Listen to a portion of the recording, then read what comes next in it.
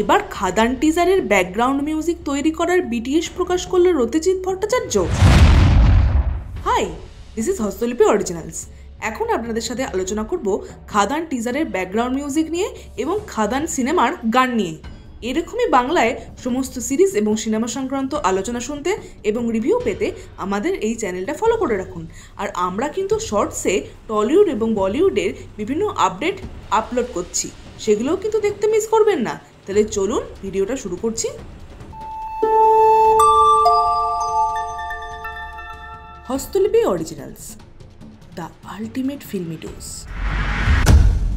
Music director Ratijit Bhattacharya সদ্যই তার Facebook account থেকে পোস্ট করেছেন খাদান টিজারের ব্যাকগ্রাউন্ড মিউজিক তৈরি করার কিছু ঝলক। এই ভিডিওতে দেখা যাচ্ছে রতিজিৎ বেশ প্যাশনের সাথে এই মিউজিক ডিরেক্ট করছে এবং সেই ব্যাকগ্রাউন্ড মিউজিকে গলা মেলাচ্ছে এক ঝাঁক তরুণ প্রজন্ম। এছাড়া খাদানের মিউজিক ডিরেক্টর হিসেবে 3 জনের নাম উঠে আসছে: রতিজিৎ ভট্টাচার্য, নীলায়ন মুখার্জি এবং স্যাভি। ইনসাইডার বিভিন্ন আপডেট থেকে জানা যাচ্ছে খাদানে মোট 4টে থেকে 5টা গান থাকতে চলেছে।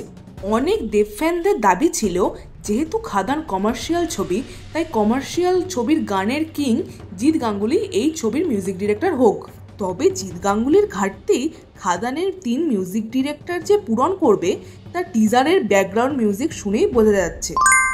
এই বিষয়ে আপনাদের কি মতামত অবশ্যই কমেন্টে লিখে জানান, আর আমাদের এই ভিডিওটা লাইক করতে মিস করবেন না প্লিজ।